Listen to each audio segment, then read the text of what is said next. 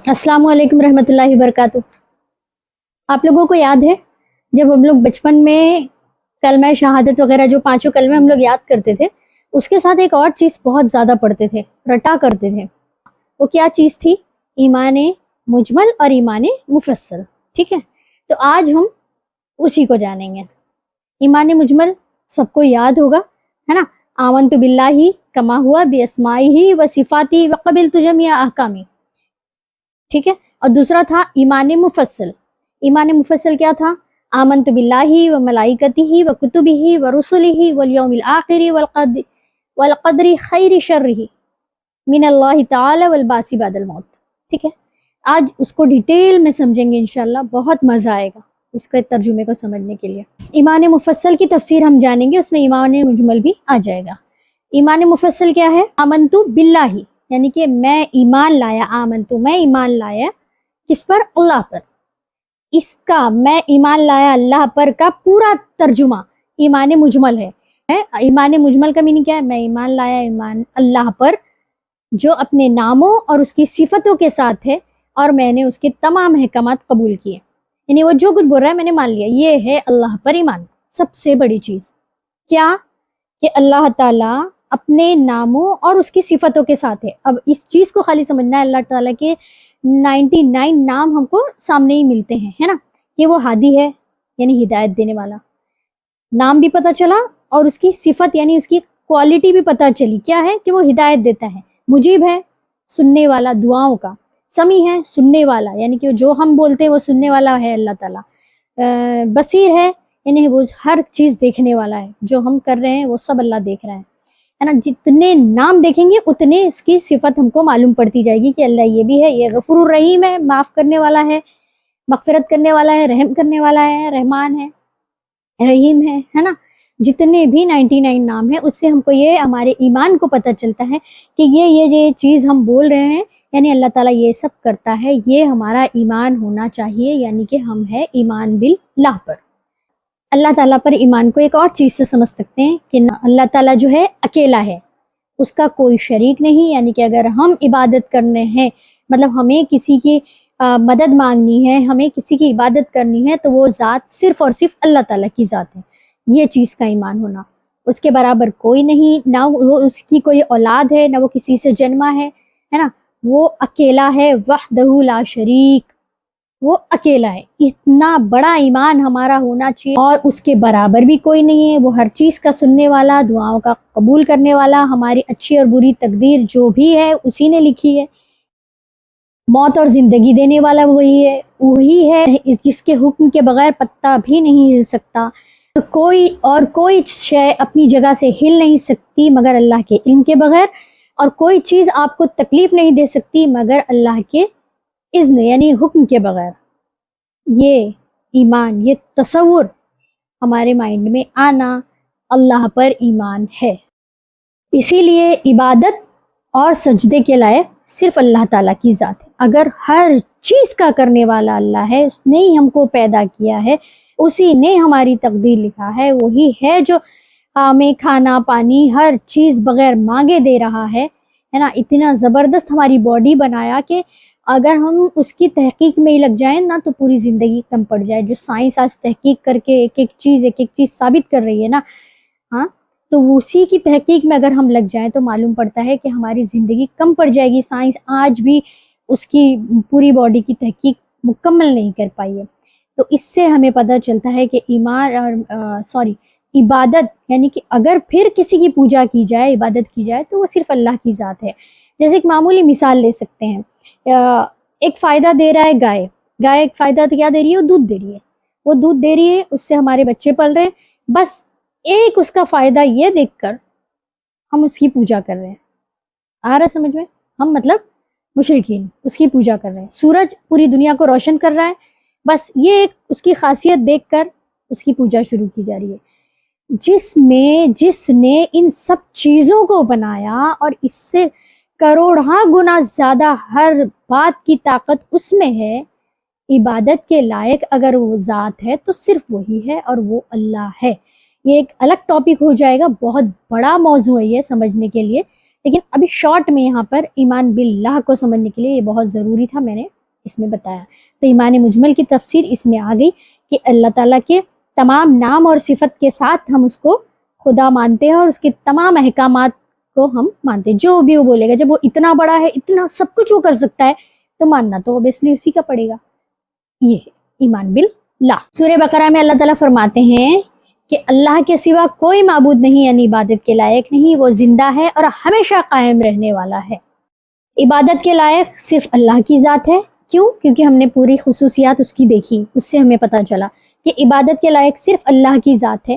اور ہر چیز جو دنیا میں ہے وہ ختم ہونے والی ہے، یہاں تک کہ موت کو بھی موت آ جائے گی، بٹ باقی رہنے والی ذات صرف اللہ تعالیٰ کی. امید کرتی ہوں ایمان باللہ پر جو یہ میں سمجھانا چاہ رہی تھی آپ لوگوں کو اچھے سے سمجھ میں آ گیا ہوگا. یہ بہت بڑا موضوع ہے، اس کو ڈیٹیل میں اگر پھر ایک اور ویڈیو اور بڑا ویڈیو بنانا پڑے گا. شارٹ میں ایمان باللہ یہ ہے. ٹھیک ہے، اب آگے بڑھتے ہیں. اس کے بعد ہم کیا کہتے ہیں؟ آمنت باللہ و ملائکتہ، ملائک یعنی فرشتے. اب فرشتوں پر ایمان کیا ہے؟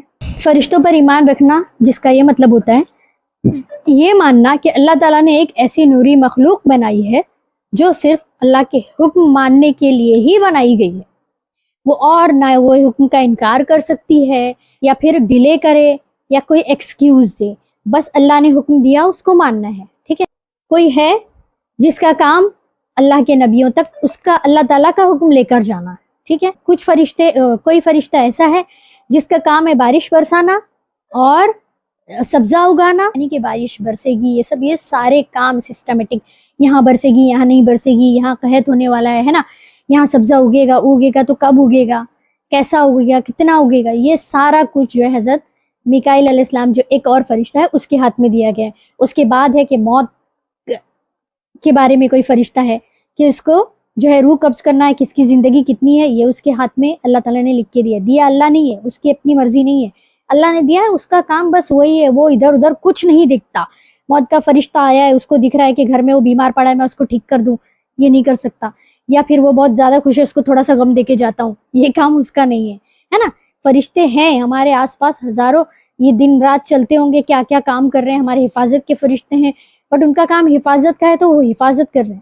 یہاں 2 فرشتے بیٹھے ہیں ہے نا، ہمارے اعمال لکھ رہے ہیں. ایسا نہیں ہوگا کہ لکھتے لکھتے تنگ آ کے وہ لوگ بولے بس کر، تیرے گناہ بہت ہو گئے آج، بس کر دے. اتنا نہیں بول سکتے. ان کا کام ہے لکھنا، وہ لکھ ہی رہے ہے نا. بس کر دے آج تو نے، یا پھر وہ ہم کو بول رہا ہے کان میں کہ بھائی آج تو نے ایک بھی نیک عمل نہیں کیا، آج کر لے. اس کا کوئی اختیار نہیں ہے، اس کا کام ہے یہاں بیٹھے ہیں اور لکھنا ہے. نیک کام کر رہا ہے بندہ، یہاں لکھ لیتا ہوں، برا کام کر رہا ہے یہ لکھ لیتا ہوں. اس کے علاوہ ان کو کچھ نہیں سوچتا. اتنا ڈیپلی اس کو سمجھنے کی ضرورت ہے کہ فرشتے اللہ کے احکامات کو اس طرح مانتے ہیں. اس پر ہمارا ایمان ہونا چاہیے. اللہ تعالیٰ نے جنت پر کوئی داروغہ رکھا ہے، دوزخ پر کوئی داروغہ رکھا ہے نا. پھر کئی فرشتے اس نے ہزاروں لاکھوں کی تعداد میں بنائے جو سجدے میں ہے، رکوع میں، قیام میں ہے، اللہ کی عبادت میں مشغول ہے نا. تو اس طرح سے اس بات پر ایمان کہ اتنے سارے فرشتے اپنے نظام کو چلانے کے لیے اللہ نے بنائے ہیں، یہ ہمارے ایمان کی دوسری اسٹیپ ہے اور ان کو ہم مانیں گے تو ہی ہمارا ایمان مکمل ہوگا. اب تھرڈ ہے وَکُتُبِهِ. اب اللہ تعالیٰ کی 4 کتابیں ہیں جو ہمارے اوپر نازل ہوئی ہیں، یہ بھی ماننا ہمارے ایمان کا حصے میں سے ہے. ہم یہ نہیں بول سکتے صرف کہ قرآن کو ہم مان رہے ہیں نا بس ہو گیا. ہمیں یہ ماننا ہے کہ اللہ تعالیٰ نے اس سے پہلے کئی نبیوں پر چھوٹے موٹے صحیفے آئے ہیں، یہ بھی ہم کو ماننا ہے. اور توریت، انجیل، زبور، یہ 3 اور قرآنی آسمانی کتابیں ہیں جو نبیوں پر آئی ہے. لیکن اس کی وہ کنڈیشن اب نہیں رہی جس میں مطلب جو اللہ تعالیٰ نے دی تھی، اس میں ملاوٹ ہو گئی ہے، اس لیے اس پر ہم عمل نہیں کر سکتے. اس میں جو بات لکھی ہے اس کو ہم مانیں گے نہیں. مانیں گے کس کو؟ جو قرآن میں آخری میں آیا ہے. کیوں؟ کیونکہ قرآن کے بارے میں اللہ تعالیٰ نے کہہ دیا کہ اس کی حفاظت قیامت تک کے لیے میں کرنے والا ہوں. قیامت کے دن تک قرآن میں کوئی ملاوٹ نہیں ہوگی، اس کی حفاظت کی ذمہ داری میں لے رہا ہوں. تو اس میں جو احکامات ہیں نا وہ ہم کو ماننا ہے بس. اور باقی 3 پہ ایمان رکھنا ہے کہ ہاں باقی 3 اور کتابیں آسمان سے آئی تھی، اللہ نے نبیوں پر بھیجا تھا، یہ ہم کو ماننا ہے. یہ ہو گیا کتبی. پھر اس کے بعد ہے ورسولہ، اور اللہ کے رسولوں پر. پھر باقی تمام انبیاء پر جو 1,24,000 ہمارے نبی آئے ان پر بھی ایمان رکھنا ہمیں بہت ضروری ہے کہ اللہ نے انبیاء اور بھی بھیجے تھے، اور بھی امتیں تھی، نبی آئے تھے، نبیوں نے نیک باتیں قوموں کو سکھائی ہے. کوئی قوم بلیم نہیں کر سکتی کہ ہمیں کوئی سکھانے والا نہیں آیا تھا. جیسے کہ اب کتاب دے دی اللہ نے, ایک چیز بنائی, اس پر ایک بک لکھی گئی. بک لکھنے کے بعد اب ایک معمولی مثال لے لو, فریج ہم گھر میں لا رہے, فریج چلانے کے لیے جب پہلی بار, ابھی تو سمجھو ہم نے 1 سے 10 فریج یوز کر چکے پوری زندگی میں تو آئیڈیا ہے, بٹ پہلی بار جب نیا فریج آیا تھا تو ہم سنتے تھے نا کہ بڑے بوڑھے اس میں کبھی چپل رکھ رہے اپنی, ہے نا, چھپانے کے لیے, محفوظ رکھنے کی چیز ہے. جب ان کو لگا تو انہوں نے چپل بھی وہاں محفوظ رکھ دی. تو یہ کیا ہوا, فریج کا غلط استعمال. کیوں؟ کیونکہ پتہ نہیں تھا. تو صحیح استعمال کیسے معلوم پڑے گا؟ اس کے ساتھ ایک بک آتی ہے, اس کو پڑھنا پڑے گا کہ کیا کیا چیز کے لیے, کہاں چیز کیا رکھیں گے تو فریج ہمارا اچھا چلے گا اور وہ چیز بھی محفوظ رہے گی, ہے نا, اور یہ فریج ہمارے استعمال کے لائق رہے گا. ایسی جو بھی الیکٹرانک چیز ہے اس کے ساتھ ایک بک ہوتی ہے, اس میں لکھا ہوتا ہے کہ اس کو کیسے چلانا ہے.